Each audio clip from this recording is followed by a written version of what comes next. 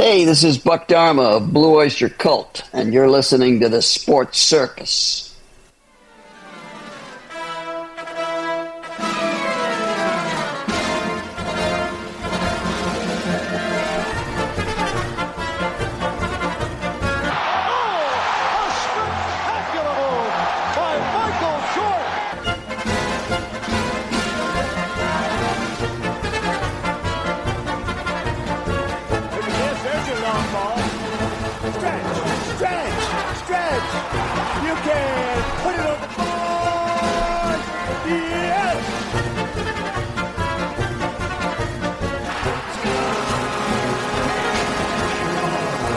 Welcome to the Sports Circus. I'm your Ringmaster Sal, live from Las Vegas in the AMP TV studio, AAMP Television. Today's show is brought to you by UppercutChops.com. Check out their tasty selection of all-natural, dry-aged USDA prime Wagyu steaks and chops. Wait till you taste their best-in-class New York steaks, the filet mignon, and of course, the king of all those gigantic and massive cowboy cut and tomahawk cut ribeyes. Best I've ever had. Probably be the best you ever have as well. Check them out at UppercutChops.com. That's UppercutChops.com, or give them a call. Find out what's for dinner. 714-948-0100, 714-948-0100. All USDA Prime Wagyu. 714-948-0100. Again, 714-948-0100 for UppercutChops.com. Yes! And welcome in everybody listening in on our CBS, NBC, and Fox Sports affiliates and independents from coast to coast, as well as all of our cable television operators in select markets, Comcast, Spectrum, Frontier, Oceanic, Time Warner, WOW Cable TV, as well as Hotel TV in all Nielsen-rated markets here in the United States, and over 550,000 rooms from coast to coast. And a big hello to everybody streaming on the Sports Circus on Facebook, as well as Chicago Food Favorites as well on Facebook. Oh, good stuff. You know, sometimes things kind of go awry on a field or on the ice or on the court, and things don't necessarily go how they're intended to from time to time. But what happens when teammates have a dispute and it happens that one of the players don't like the results of what's going on the field, and one of the players gets out of line? Now, I'm not going to say the team, I'm not going to say the organization that they're involved with. I'll mention the sport. It's a football team, football players we're talking about here.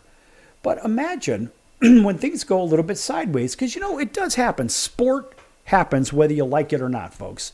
So, and there are some things that can't necessarily be predicted. And so you could say, well, you know, yeah, those games are fixed. Well, largely, in my opinion, they are fixed. They are compromised. But sometimes you can't fix everything in the games. And then when things don't go as planned, maybe some of the other players that either know or that are just caught up in the moment, they get out of control. And then they grab their teammates by the neck and crap like that. Not a real good look, if you know what I mean, for the guy that actually grabs them by the neck, or to even have a confrontation on the sidelines. Same thing that happens whether it's in basketball, on the court, or sitting on the bench, or on those chairs, which they actually call it a bench. I think they should bring back benches to basketball. Now, that would be, in my opinion, yeah, kind of a good thing. But then again, in baseball, we see that. Sometimes there's confrontation right there in the dugout, and sometimes it's brought down into the clubhouse. But what happens when it's actually on the field and caught by camera? Therein lies an enormous problem, if you know what I mean.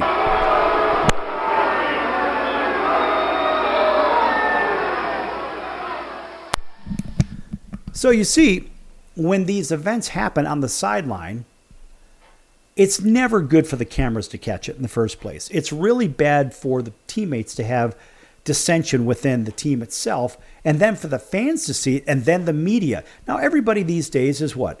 A videographer. For some reason, everybody is a podcast star. There's 3 million podcasts out there. This is a regular television and radio show. It's an FCC-regulated show. So we have to watch what we do. We don't fix it in the mix. Whatever's out there is out there. And look, I make mistakes all the time. It's okay. I've done 2,100 of these shows just for the Sports Circus alone. Never mind the year and a half when I was with ESPN on a show there. The reality is, look, things happen. And even during these shows, sometimes you can and can't predict it.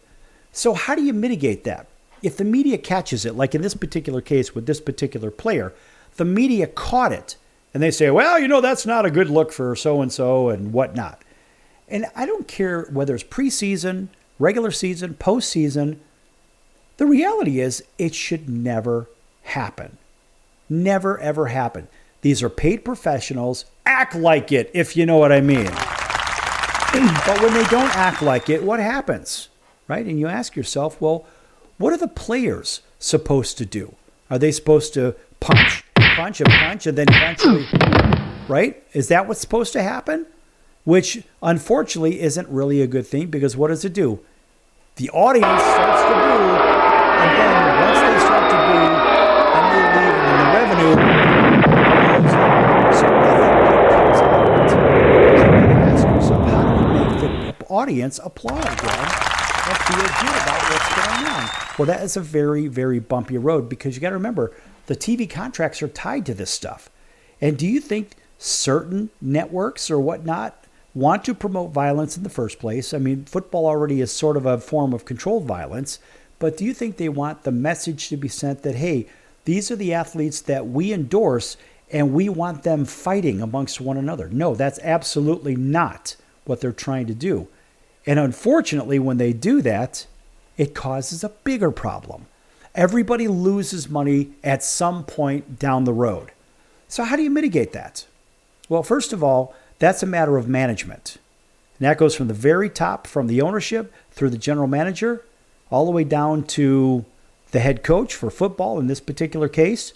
And then it goes down through your offensive and defensive coordinators and your special teams coaches and so forth. All of that stuff comes to pass, but you got to remember, there needs to be some controls put on it. How does that happen? How do you stop it? Well, look, if you're making $1 million a game or whatever the hell it is, at some point, you're going to have to figure it out, because you're going to lose your job real quick if you don't do what you're supposed to do. Therein lies an enormous problem right there, because now the league could step in. And even think about this. So basically the leader of all those coaches is who? Technically, it's nobody. It's just the owners of the teams. But the leader of the coaches, I don't know about that. How about the leader of the owners? That would be unofficially Jerry Jones. Now, do you want Jerry Jones breathing down the owner of your team's neck? Because Jerry's a pretty powerful guy in the grand scheme of things. And it seems like whatever Jerry wants is what Jerry gets, because he is the president and player personnel and general manager and whatnot for the Dallas Cowboys. So imagine if it was his team or even a team in his division or whatever. The reality is Jerry has enough trouble. The last thing he wants is what? Somebody else participating in shenanigans that's going to take attention away from his team and, of course, put the spotlight on another team, especially a rival. So I'm rambling about this for a reason, because this is just a giant scandal waiting to happen. That's really what this is. And I have to say that we've already seen enough scandals in pick your favorite sport. And now it could be a scandal within the team. It could be outside of the team with outside elements. Whatever it is, we've seen plenty of gambling issues. We've seen personnel issues. We've seen police issues. And this is an ongoing thing. Look, folks, these are paid professionals in the first place. They're not paid role models. And the idea of a paid role model is something that, let's face it, football, basketball, baseball, they really don't do well with this. Hockey probably does the best job with it, and they're paid the least amount of money. But I would argue that just because these people, these professional athletes, are paid professionals, it doesn't mean that they are role models. So if your child or your brother or sister or whatnot see these alleged paid professionals doing what they're doing on television or even in social media, because it's found on social media, the thing I'm referring to. The reality is That is not good even for those watching, because what does it do? From a secondary or a third hand, so to say, it essentially incites violence. Or it says behavior-wise, well, guess what? It's okay to behave like a jerk because you're paid $1 million a game or $2 million a game or whatever the hell it is. So this is where the problem lies. And people think that they're above the rules and above the law. We see this with the Las Vegas Raiders right here in town. It's just an ongoing issue. And we saw what happened with one of the players that got out of control and killed somebody. It's literally a mile or so from where I am right now at this moment. Well, unfortunately, it seems that sometimes players, they think that they're above the law and they get away with stuff. Now, this particular player eventually is going to essentially, I wouldn't say get away with killing a lady and her dog, but it seems that the court system is remarkably flexible on how they're dealing with this particular athlete. So, should a player get away with grabbing a teammate or anybody by the neck in the first place? That is the big question. Now, we're going to go on break here in just a moment. I want you to think about that. Then I want you to think of scandals that follow that kind of thing, because, folks, it gets messy really quick. As soon as one judge or one committee or whatnot turns a blind eye, it seems like more people do the same thing. Back here in a few minutes on The Circus. Lots of scandals coming up. Don't go anywhere. Lots more to come.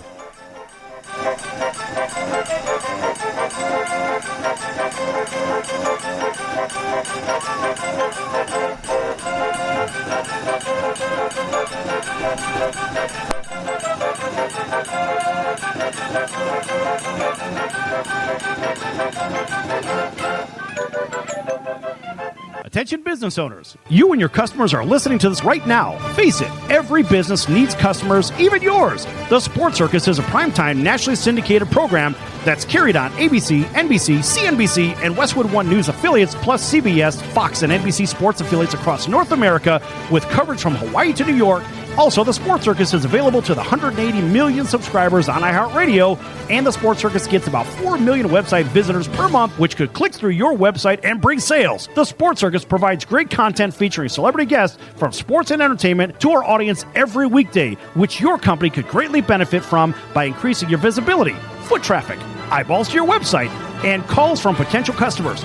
Call us right now at 714-948-0100. Again, 714-948-0100. Or email us at info@thesportscircus.com. That's info@thesportscircus.com. Drive your sales today by advertising with the Sports Circus. Could you use a little extra money right now? If you'd like to borrow up to $100,000 and get pre-approved in minutes, call the number we'll give you at the end of this commercial. Our lending partners have already loaned millions of dollars to individuals just like you, and we're ready to lend you up to $100,000 if you qualify. Even if your credit is not perfect, you could use the money to pay off high-interest credit cards, for home renovations, or consolidate existing debt. You can get flexible, easy-to-pay terms. The consultation to find out if you qualify is free. To find out if you qualify for our special financing program, call this toll-free number 24 hours a day. 800-335-1376. 800-335-1376. 800-335-1376. That's 800-335-1376. Important terms and conditions apply. Not all applicants will qualify. Loan amount, annual percentage rate, and term will vary depending on creditworthiness. Applying does not guarantee approval. Account approval is subject to verification and confirmation of your credit history and acceptance by a lender. If you choose to apply for a loan through us, a consumer report will be obtained to evaluate your creditworthiness in connection with your application for credit. That's the sound of sizzling, dry-aged USDA Prime Wagyu and Angus steaks from UppercutChops.com. Their best-in-class filet mignons, New York steaks, and the king of all steaks, the tomahawk and cowboy cut ribeyes are the best in the business. Even their Prime Wagyu burgers will likely be the best you've ever had. Browse the full selection of steaks and chops at UppercutChops.com from the comfort of your home or on your mobile device. UppercutChops.com delivers all-natural, dry-aged USDA Prime Wagyu and Angus steaks and chops directly to your door. store without the hassle of going to the grocery store and fight crowds to pick from a small selection of average at best meats with injected steroids, fillers, and coloring added to look good. Find out what's for dinner at uppercutchops.com or call 714-948-0100, 714-948-0100, again, 714-948-0100. or make your selection directly at uppercutchops.com.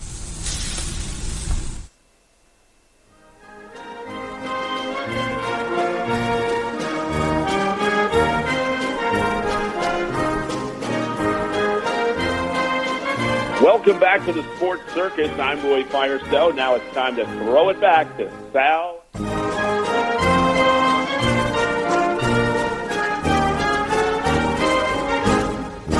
Thank you, Roy, and welcome back to the Sports Circus. I'm your Ringmaster Sal, live from Las Vegas in the AMP TV studio, AAMP Television. This segment brought to you in part by our friends over at the College of Southern Nevada Athletics. Check them out at csncoyotes.com for upcoming games and events. That's the College of Southern Nevada Athletics, csncoyotes.com. Let's round of applause for them. All right, welcome back to everybody listening again on our radio affiliates from coast to coast, as well as everybody on TV, and everybody streaming as well.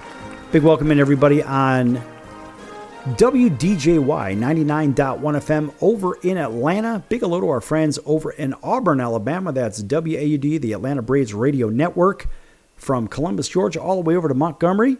And a big hello to our friends over in Honolulu on CBS Sports 1500 KHKA. That's home of the New York Yankees, the San Francisco 49ers, and the Alabama Crimson Tide. Plus a big welcome back to everybody listening in on all of our independent stations from coast to coast and through the heartland as well, and everybody on TV and watching on Chicago Food Favorites on Facebook, as well as the Sports Circus on Facebook as well. All right.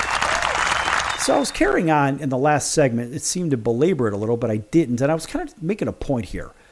Something little that happens on a sideline in a football game, for example, could start an enormous scandal and some really bad things.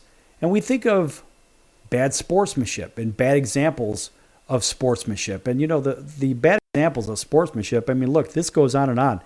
And even the Bleacher Report says, yes, this was from a while back. They even said a hip check here, a rib poke there. That's all fine and well, but a dash of competitive jockeying never killed anyone. But when athletes abandon all humanity, empathy, and begin playing the game with a break their necks and burn the village mentality, they hurt themselves, their team, and everyone around them. So the last segment, I was sort of alluding to this and beyond. Now the list, this is a list, mind you, this is an old, dated list, but I'm trying to make an example here. They give 25 different examples of bad sportsmanship, and God knows there have been many that happen in between at a more accelerated rate. So, and while it's far from exhaustive, it's even further from pretty. These 25 dated examples of sportsmanship will give you an idea of what the heck I was talking about in the first segment. And of course, it's a crying shame that we even have to deal with them in the first place. And of course, number one of 25 is the Brazilian coach goes on limp-wristed rampage. Brazilian soccer coach Pedro Santilli took the figurative idea of sportsmanship to the woodshed when he charged onto the field and started getting physical with both players and officials. And Santilli was eventually and allegedly angry with the slow pace of the game. This is a soccer game. It's already slow pace in the first place. And of course, was trying to speed things up by shoving a player and floating out a fluffy Fertitta punch at a referee. Now that, come on. I mean, that is ridiculous to even imagine. That should never happen. Let's go back just a little further as well. Let's talk about Steve Blake. Remember Steve Blake and John Gilchrist? Remember that fight? Remember that throwdown? Teammate on teammate action. Exactly what I was referring to in the first segment. before he was with the Lakers, Steve Blake, we'll go back in the Wayback Time Machine, was a far leaner, far more impetuous point guard for the University of Maryland. And of course, there was a video that showed Blake and a teammate, John Gilchrist, get after each other in practice until Blake snaps and slings a wild fist at Gilchrist's head. I mean, come on, folks. This is what happens when we're not looking, but it does happen. Oh, yeah. Even Luis Adriano's fair play failure. So there is a situation where there's a striker on a particular team and losing all respect for the unwritten rules of soccer when he scored off a ball that was meant to be returned to the defense. But Adriano's disregard for fair play in the sport wasn't technically against the rules, but that particular striker was punished by the UEFA with a 1-game suspension for his actions. I like that. That's where the rules of, actually the unwritten rules of play kind of come into play. And we like that. There's a lot more to be said about that. How about Caron Butler? Remember that guy way back in the time machine? When he gives them the old fake high five. How about that one? The last seconds of the fourth quarter are winding down and Caron Butler just wants to congratulate you on a good game. I mean, come on, man. You're up 27. The game is over. What's the worst that can happen? Well, it turns out worse that could happen would be Butler wrenching the ball from your grasp and taking it down court and drawing a foul like a beep. I can't even say that word. It sort of reminds me of a donkey and maybe a hole in the ground, if you know what I mean. So you'll probably understand that one. But that's the kind of stuff that that's the kind of stuff that gets you pummeled after the game or after practice. How about TJ Lane gets popped in the mouth? And you always have to protect the McNuggets, my friend. And of course, there are some things that are impossible to guard and the marble menagerie against. So one of those things is the left foot of Vikings defenseman Brian Robeson.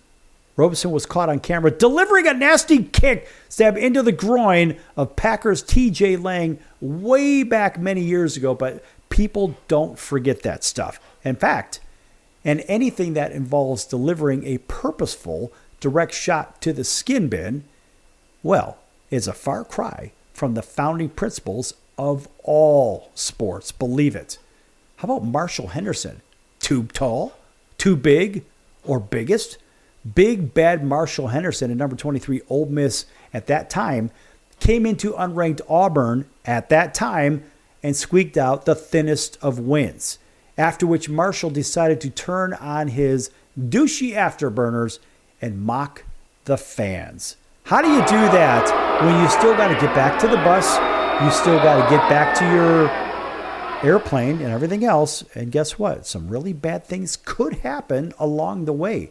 In the same way with Albert Hainsworth has fought and he can't get up. How about that one? Albert Hainsworth loved two things when he was in the NFL.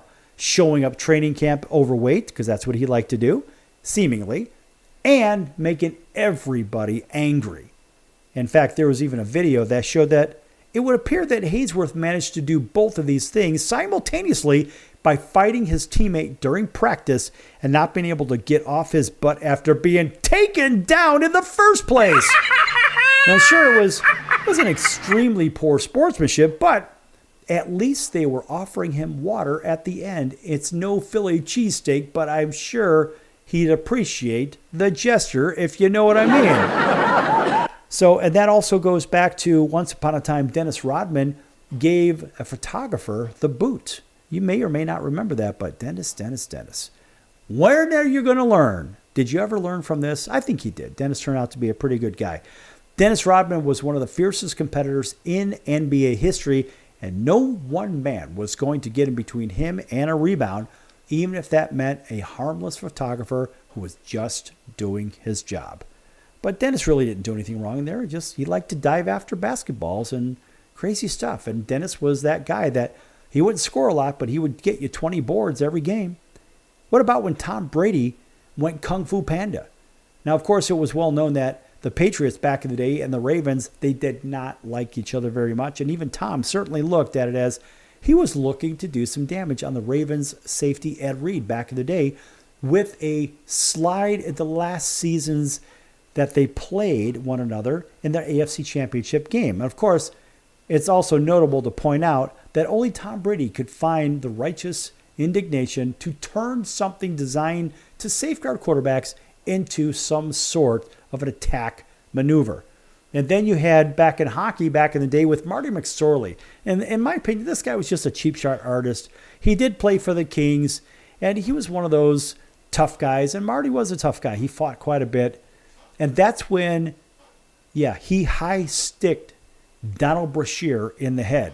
And look, few things are less neighborly than bashing a fellow athlete in the temple with a hockey stick. But then again, you got to be ready, which is exactly what former Boston Bruin and former LA Kings defenseman Marty McSorley did way back. But hey, people never forget this stuff. It's like I will never forget what happened with Jeremy Roenick back when he was playing with the Chicago Blackhawks way back in the time machine.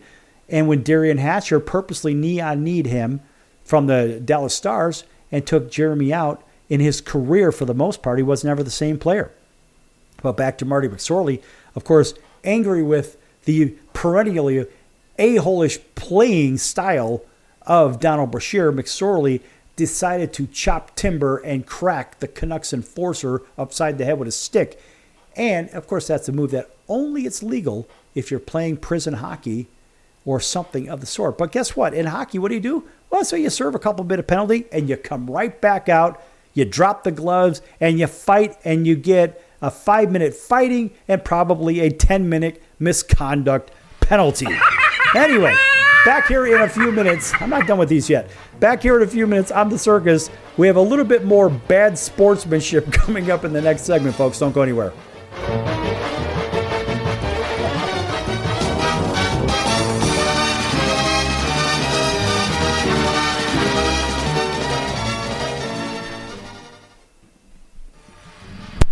I'm your Ringmaster Sal of the Sports Circus, a primetime, nationally syndicated television, radio, sports, and entertainment show. The Sports Circus covers topics others are too scared to talk about. There's no other primetime show like it on here that'll punch you in the face and you'll beg for more. Join me, Hall of Famers, world champions, and all-star celebrity guests for chaos and controversy here on Libsyn and all podcast platforms, plus thesportscircus.com. Remember, folks, it's a circus and we prove it every day.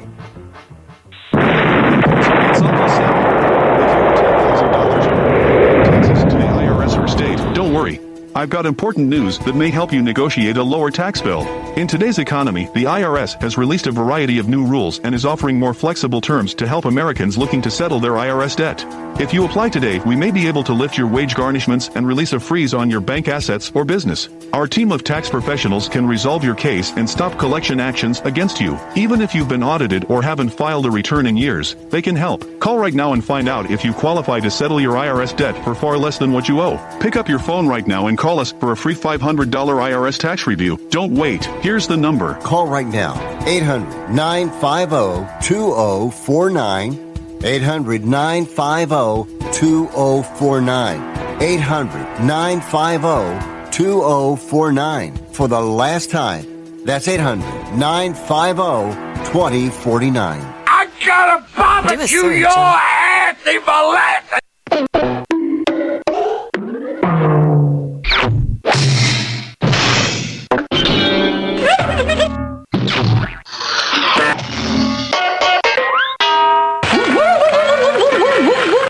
You nitwit. Leave him alone. You'll get your chance, smart guy. Speak when you're told to speak and not before. All right, break it up. Certainly. Don't you give me none of your back talk.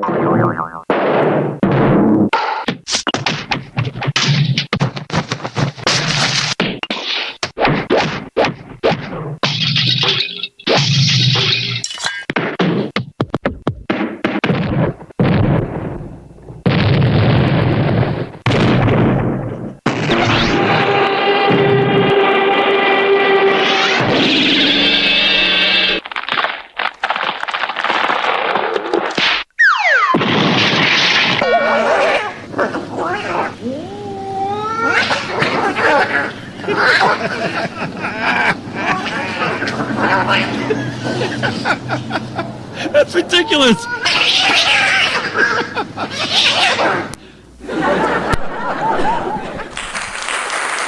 Here we go. Quiet, numbskulls. I'm broadcasting. Hey everyone, Dave Jackson here, ESPN rules analyst on ESPN Hockey, and you're listening to the Sports Circus.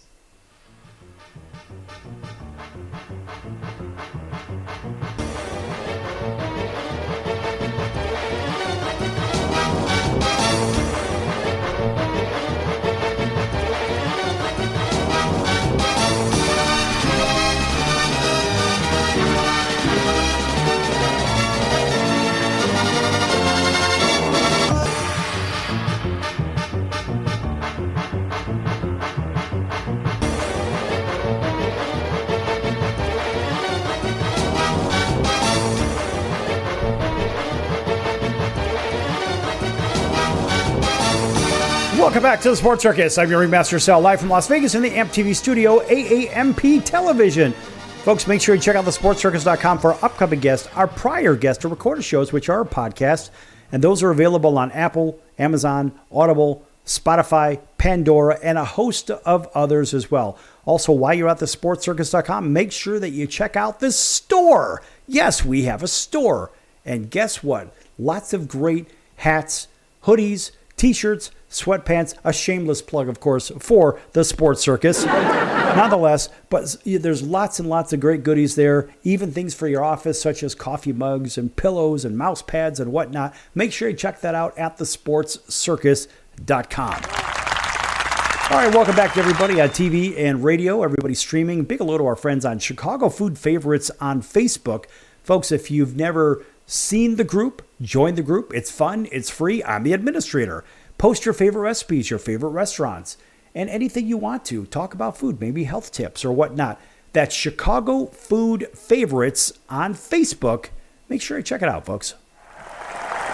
All right. In the last segment, we started talking about some really bad examples of sportsmanship, and all this was brought on by what happened, what we talked about the first, about a football player grabbing another on TV, on social media, on the sidelines, so all the fans and all the media could see, grabbing one of his teammates by the neck. You don't do that kind of crap. You do that and you end up in the Hall of Shame, and you end up on a list just like this. Last segment, we closed it out with Marty McSorley cross-checking and smashing Donald Brashear in the head. Now, some of these are a little dated, but these are facts. Think back. Let's go a little bit further in that way back time machine. Remember Pedro Martinez and Don Zimmer? Remember that one? Pedro said he was having control problems. Don Zimmer said Pedro was full of you-know-what. No matter who you believe, was the real instigator the ugly you-know-what sword of a poor sportsman cuts both ways in that Martinez and Zimmer incident. And it was kind of a mess, and Don Zimmer was one of those guys, you kind of liked him, didn't matter who he coached for, but Pedro Martinez had no right to throw the old man like a used lawn chair, and the Yankees bench coach was outside of his mind thinking he could actually charge and change Martinez in the first place. And of course, all in all, the unsportsmanlike conduct on both sides lead to a wash. But too bad it wasn't hockey, because then they can just come right back 2 minutes later and duke it out. Moving on, Peruvian striker, back to the soccer role. It's amazing how many of these soccer incidents we actually have. Peruvian striker scores on injured, are you ready for this? On an injured goalie. That is ridiculous. After gathering a loose ball, Comercio goalie Juan Flores dropped to the ground, stricken with heat exhaustion, and of course, a perfect time for a break. You think, maybe allow a few human beings a little bit of a deep breath, right? Just to kind of gather themselves. Well, guess what? Not necessarily was the time for Cesar Vallejo, striker for Piero Alva, to run in for the kill, and the Peruvian striker made his move, deflecting the clear attempt into the goalie and putting his side up 2-0. Bravo, Piero, but I hope they gave you a trophy for this one. You could store it in that hollow place inside where you rest up and, of course, with the rest of us, keep our souls intact. Now, LeGarrette Blount, I don't know if you remember this guy. LeGarrette Blount Falco punches Boise State players back to the future. And for former University of Michigan or former University of Oregon running back, LeGarrette Blount went Super Saiyan and nearly relieved Boise State linebacker Brian Hout of his head after the Ducks lost their season opener to the Broncos way back in the day. And of course, it was an ugly evening for the Ducks, and Blount ended up being suspended from play for the rest of his senior season for his actions. I like that. Of course, that's not the Oregon team that we see today. These guys are pretty damn good, if you know what I mean. Nonetheless, moving on to Tony Scheffler's abhorrent flop attempt. And it is bad sportsmanship, but the Detroit Lions tight end from back in the day, Tony Scheffler's ridiculous flop after receiving an arm grace from Malcolm Jenkins, is just too much gamesmanship to handle. And we're used to seeing these things in the NBA, but even Bleacher Report said watching a 6'5" tight end trying to pull it off in the gridiron is sad and in the poorest of taste. Almost as bad as Ben Blood's handshake line punch. I don't know if you remember that one. University of North Dakota hockey player Ben Blood slaughtered one of the hockey's most sacred cows when he sucker punched a Minnesota player in the handshake line. And that is a complete abomination. The handshake line's there for a reason. But anyway, allow me to repeat the fact that his name is Ben Blood. So we can assume sportsmanship ranks somewhere around, I don't know, maybe the Chia Pet size of water, basically that much or that little water around the Chia Pet in the first place on his personal to-do list. So that is really, really bad sportsmanship. And that isn't even ranking in the top 5, believe it or not. Now, Sean Avery, you may remember this guy, another hockey incident. Call it what you will, but when former New York Rangers left winger Sean Avery and his face-guarding tactics on Marty Brodeur were so infuriatingly effective that the NHL had amended its rule book in order to outlaw the maneuver. So when a sport's rules on sportsmanship have to be changed due to your action, you truly have reached the pinnacle of gamesmanship. And we saw this not too terribly long ago with Oregon utilizing clock management against Ohio State. And that was actually rather clever by the Oregon coaching staff and what they did. But right after that incident, oddly, right after the incident, the Big Ten decided to do what? The Big Ten did the unthinkable and lobbied, and of course because it's Ohio State, or you can call them Ohio State, conveniently got a rule changed so that could no longer happen. This is ridiculous. You know, when you got a $120 million plus recruiting budget, this is the kind of concession that you get, I guess. Almost like Delonte West when he unleashed the wet willy, if you know what I mean. If there were an award for most childish and poor sportsmanship shown by a professional athlete, Delonte West would be right up there with that one character who plays for the Boston Bruins, and that would be Brad Marchand. Brad Marchand, well, look, first Delonte West, without digressing too much, of course, with his ear fingering of Gordon Hayward way back in the day. Let's fast forward a little bit and go to Brad Marchand, who is probably the National Hockey League's biggest instigator. And I got to tell you, I love it. This guy, so he didn't draw penalties by doing what he was doing, but what he decided to do was he decided to, yes, lick other players in the face. That's crazy. And after several times, the players were complaining about it. This was, a little while ago. But players were starting to complain about it, so then they gave him a 2 minutes penalty for unsportsmanlike conduct. But I thought that was ingenious of Brad Marchand to do that. And, of course, being a very good hockey player, he didn't really have to do it, but he did it anyway. New Mexico soccer player, he got himself into a little bit of a pickle as well. And, of course, a Google search for, quote, psycho soccer chick, close quote, yielded one consistent result, and it was videos of former University of New Mexico soccer player Elizabeth Lambert rampaging on the pitch. In fact, Lambert became infamous after going on this Grand Theft Auto-like spree of unpunished, hair-pulling mayhem back in the day, and she did it against Brigham Young. In fact, she was eventually reined in and was punished for her action, but not before rib-kicking what appeared to be half the players on the field in the first place. Well, in the NFL, you can actually tackle a player by their hair, but that doesn't take the cake. Mike Tyson's eating or chewing up the ear of Evander Holyfield didn't take the cake either as the top. The Ndamukong Suh stomp didn't do it either. Believe it or not even the Nancy Kerrigan and Tanya Harding situation, that didn't do it either. You thought that would probably be the worst when Harding hired a man to club Kerrigan in the leg before taking the ice. And it wasn't even Stevie Johnson's does the Plaxico. No, it wasn't even the Arkansas player's dangerous hit on a punt return. And it wasn't even Bill Romanowski's spitballs with J.J. Stokes. But the number one was the Uruguayan ball player smashes the referee's face.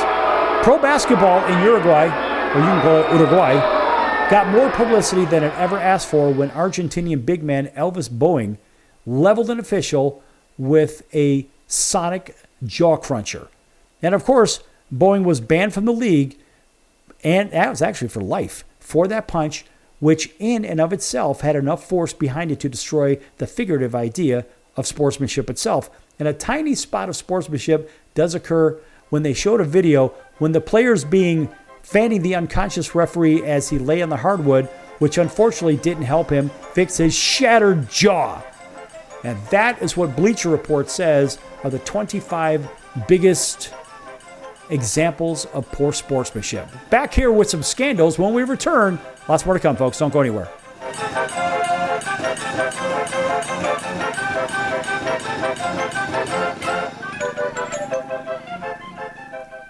Can your IRA stand up to the next financial crisis that our top economists are saying is at our doorsteps? By allocating a percentage of your IRA into physical gold and silver with a tax-free rollover, you can diversify and safeguard your holdings from turbulent markets and economic downturns by putting your IRA back on the gold standard. Find out how to safeguard your assets with a tax-free rollover with a Genesis Gold IRA, the only IRA that can hold physical precious metals. Call now for your free gold and silver report. Protect your IRA today with one simple phone call and learn how to qualify for up to $10,000 in free silver. Call Genesis Gold Group, empowering faith-driven stewardship. 800-932-5517. 800-932-5517. 800-932-5517. That's 800-932-5517. If you served in the Marine Corps, by now you know about the contaminated water problem at Camp Lejeune. If you were stationed or worked at Camp Lejeune from 1953 to 1987, you probably have a lot of questions. We have some answers. You could be entitled to compensation. Billions of dollars are being allocated to pay for damages to anyone stationed at Camp Lejeune during that time. Unfortunately, it appears that officials may have known the contaminated water problem existed and did little to protect their men. The Semper Fi code was not honored. If you or someone in your family has developed a serious illness, including various forms of cancer, call this Camp Lejeune legal support line right now. You can't turn back the clock and change what happened, but you can certainly call right now and learn your rights as a Marine. Here's the number. Call 800-335-7196. 800-335-7196. That's 800-335-7196. Do a search on how to get out of credit card debt, and you'll find everything from crazy promises to ways you can try to do it yourself. Many of those ideas just don't work, and they leave you broker than you were. Here's some advice. Call our debt helpline. In a quick and free 5-minute conversation, our experts will listen to you and learn about how much credit card debt you have, what your goals are, and then show you the right solution to help you get out of credit card debt with one new simple, affordable payment. The credit card companies make available special programs to help if you're struggling. All it takes for you to finally get out of credit card debt is one quick, free phone call. So please call right now. 800-948-6817. 800-948-6817. 800-948-6817. That's 800-948-6817. Paid for by the Debt Helpline.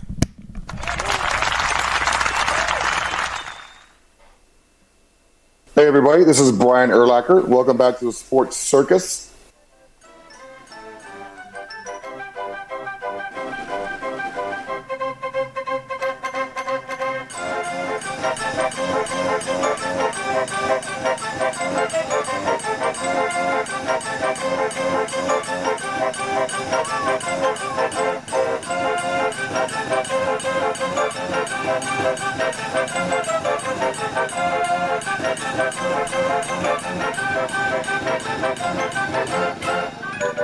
Welcome back to the Sports Circus. I'm your Ringmaster Sal, live from Las Vegas in the AMP TV studio, AAMP Television. This segment brought to you in part by Al's Number One Italian Beef, 1079 West Taylor Street in Chicago's Little Italy. Al's Number One Italian Beef, 1079 West Taylor Street in Chicago's Little Italy. Folks, if you can't make it over there, check them out at alsbeef.com. That's alsbeef.com. If you don't know what an Italian beef is, these guys are the creators of it. They've been in business since 1938, and it's basically the supersonic version of what the Philly cheesesteak is supposed to be, but the Philly cheesesteak is simply frying versus the Italian beef sandwich is actually cooking. And you can read all about it at alsbeef.com and tell them the circus sent you. Good friends of the show, we don't get anything for this. We're just saying it because we love the food. And welcome back to everybody on TV and radio, all of our CBS, NBC, and Fox Sports affiliates. Anybody that may be listening in on all of our affiliates, our independents as well, plus watching on television in select markets on Pick Your Favorite Cable Provider, as well as everybody watching on Chicago Food Favorites on Facebook, as well as the Sports Circus on Facebook as well, where we're doing a live feed right now, so they get to actually listen to what's going on. All right. We had some bad forms of sportsmanship, and there are some really bad athletes out there. And the Bleacher Report is a really great source for this kind of thing. They had their list of 100 the worst athletes in sports history and whatnot. And I decided to take a quick gander at it, looking at number 50 down. Let's try to pull out some names that we would know. Number 49. Actually, if we start at the very top, look, there's a lot of these. Of course, there's 100 of them. And when you look up and down this list, you say, yeah, some may belong in this list. And maybe some, I don't know if Fred Hoiberg belongs in there as number 95. Fred was a quality player. Mark Madsen, a decent player in the NBA as well.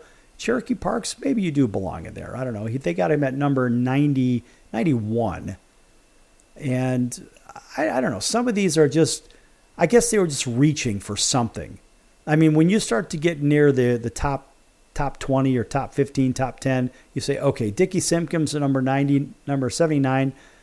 Yeah, he's got 3 rings, but he was a backup for the Bulls. And let's face it, that's the only reason he was even in there. Kwame Brown, that guy was, in my opinion, his career was a remarkable disappointment. 77, he should actually be closer to number 1. Billy Bean, rest his soul. Billy Bean may not have been a great player, but man, this guy was a pretty good general manager. And we always give Billy a round of applause. Billy was a courageous guy, and he came out and said what his preferences were. Good for Billy. So moving on, we look down the list. Brian Bosworth, yeah, he was strong as a mule, but it just seemed like, I don't know, he didn't do a fraction of what either he was available to do or what he could have done. I don't know. It was a little bit disappointing, I might say. But moving down this list here, we're down in the 60s and now into the 50s. And Ronaldo Nehemiah somehow made this list from the NBA, or from the NFL, excuse me. And Bleacher Report wrote, after becoming the first man to run the high hurdles in under 13 seconds, track star Ronaldo Nehemiah decided to try his hand at football despite never have played in college. In 3 years with the 49ers, this guy caught 43 passes for 754 yards, an average of 17.5. That's pretty damn good, and 4 touchdowns. He might have dropped just as many, but listen, he doesn't belong on this list. The guy's not a football player, but they turned him into one. Elvis Patterson, number 56, maybe so. But as we move down this list here, now we're above the top in the top 50. Heath Schuler, maybe so. I mean, look, the Redskins would never get the return on their 7-year, $19.25 million investment, but he did throw 15 touchdowns and 33 interceptions. But anyway, he comes in at number 49. And moving down this list, it's kind of a fun list because you could identify with some of this stuff. Tony Mandrich was another one of those guys. And Tony said, I'm not like other players. I am Tony Mandrich, and they have to understand that. And if they don't like it, that's just the way I am, and they're going to have to learn to like it. That was a quote from Tony. But from perhaps the most heralded offensive line prospect ever, chosen second overall by Green Bay in 1989, to arguably the greatest bust. What a road for Tony Mandrich. But you know what? Tony got what? Show me the money! He got paid. That's what he got. And moving down, remember Chris Winkie? Chris Winkie was I think he was a quarterback for Florida State back in the day. He went from a 29-year-old rookie quarterback to veteran backup on the Panthers squad. 15 touches and 26 pick sixes, or just picks in general. 13 fumbles. The guy wasn't very good with the ball. You know, we had Greg Kite on our show. He comes in at number 35. I like Greg. Greg was a good guy. And they say, well, you know, he didn't average much, 2.5 points, 3.8 rebounds per game, but he was relegated to essentially a bench seat. So what was the guy supposed to do? He didn't get enough reps out there. And so I dispute Greg Kite being on this list for sure. Neil O'Donoghue, yes, he ought to be on this list. Achilles Smith, absolutely. Too much partying and not enough training seemed to be his Achilles heel, if you know what I mean. So Ed Neely, another guy that really, he does belong on the list. An 8th-round pick back for the Kansas City Kings in 1982. 6'7", was, well, both a coach's delight and statistical disaster, too. Despite averaging 2.7 points and 3.3 rebounds per game, he was particularly admired by Phil Jackson. And Phil said, quote, I would say Neely probably pleases me the most, close quote. Probably because he's out there doing a bunch of damage. How about number 29? Tony Suck. That's his name. Tony Suck played baseball. And the Bleacher Report says, the epitome of a bad baseball player, Tony Suck's all-too-perfect name and horrific stats meshed to form quite the historical specimen. As if his .205 batting average, 0 home runs, 0 RBIs weren't enough, perhaps his .864% in the field. This guy made a lot of errors. Catcher, center fielder, shortstop. Can be better detailed his lacking talent. Most of the good players are above 94, 95%. So this guy was making an error 15 times out of every touch for the most part, or 14 times every time out of 100. So moving down this list, and we're in the top 25 now, and they have a guy by the name of Rocky Thompson. I don't know if you remember him, number 19, a running back and receiver out of West Texas State with world-class speed. Rocky never quite developed into even a decent kick returner after the Giants took him with the 18th pick way back in the 1971 draft. During his 3 years in New York, Thompson scored 3 total touchdowns and averaged 3.2 yards per carry, which then he was cut before the start of the next season. I mean, look, that's not great, but then again, that's when 3 to 3.5 yards was average in the NFL. I mean, Mike Phipps, he was no bargain. That guy was certainly no bargain. He was the 3rd pick of the 1970 draft, and he's more remembered for his name, and also he had a very, very strong yet ineffective arm. 55 touchdowns, countered by 108 interceptions. That's not real good, and he came in at number 18. And moving on this list here, Jamarcus Russell hits number 14, and he is the epitome of the word bust, according to Bleacher Report. And, of course, this former LSU stud's career went down the drain faster than Bo Jackson once ran the 40-yard dash. So from franchise quarterback to purple drink extraordinaire, Jamarcus Russell looked like a peewee backup during his time under center. 7-18 as a starter and a permanent NFL punchline. Moving into the top 10, Ryan Leaf. No surprise that Ryan Leaf is in there. This guy, he was bad. And calling the 2nd pick of the 1998 draft a bust is easy, but most generous way to describe Ryan Leaf, I assume. And to think that the Colts were frozen between Leaf and some guy named Peyton Manning with the 1st pick. Imagine that. Well, the Colts certainly did the right thing, and the Chargers ended up getting the raw end of that one. And considered they didn't even get a bowl of soup for it. But their former quarterback had seemingly racked up more arrests than touchdowns. And that stinks. So rounding out the top 5 here, they put Bob Uecker as number 5. Well, Bob ended up being a pretty good announcer. Never mind him. And, of course, Rusty Lish. You may remember him, you may not. But stats don't lie. And any quarterback, this particular quarterback, Rusty Lish, 1 touchdown and 11 interceptions in 30 games, certainly tells most of his story. And, of course, he had a flourishing career as Joe Montana's backup at Notre Dame and led to professional failure in the former Notre Dame quarterback. And, of course, he was naturally pulled in 1984.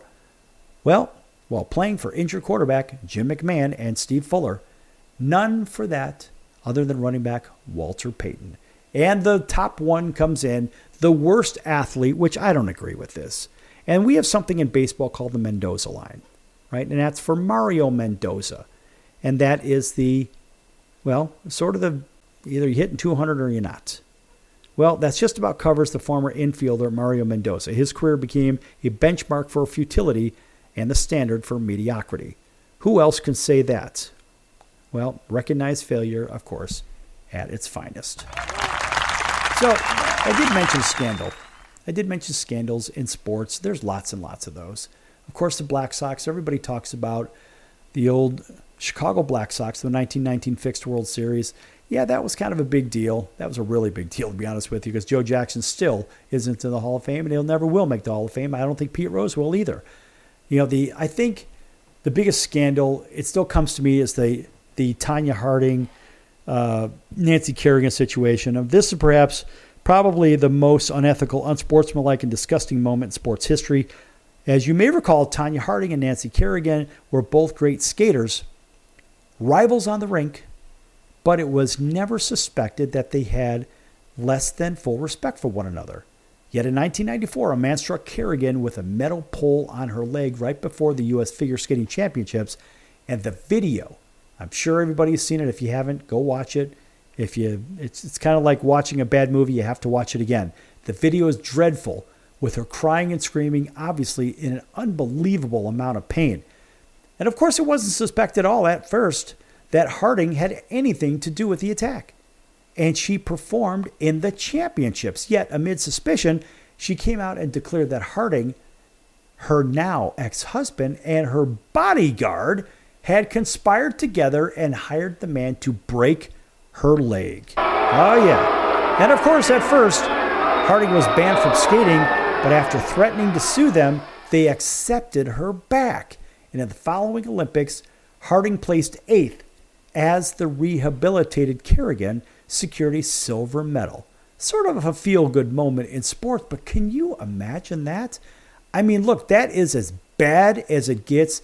And I don't care about all these other things, SMU with the death penalty and rugby players using blood capsules and the whole Pete Rose thing. Leave Pete alone. Pete's gone now. Reggie Bush, he got a raw deal.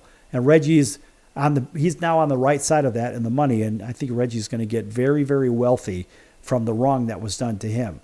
And, I mean, look, from buys at the Olympics and so forth and so on, the Spygate and all the Kobe Bryant stuff. Look, the Tanya Harding thing is really bad. I will say the baseball steroid area is really bad, that era. Tim Donaghy, we know Tim Donaghy. Tim's a good guy. Michael Convict, whatever. Tiger Woods, 12 mistresses, that's his business. And O.J. Simpson, whatever. Listen, folks, life happens. Go out, have an ice cream, enjoy your day, because that's what we're going to do here on the circus. We'll see you in 23 hours right here on your favorite station. So long, everyone.